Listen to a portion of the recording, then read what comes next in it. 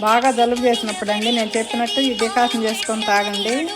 ఒక్క రోజులోనే తగ్గిపోద్దండి. దీనికి కావాల్సినవి తులసాకు, బెల్లము, లవంగాలు, అల్లము, మిరియాలు, చెక్క, టీ పొడి ఒక్క పావు స్పూను అన్నీ మరిగించి తీసుకోండి. ఒక్క రోజులోనే మీకు తగ్గిపోద్దండి.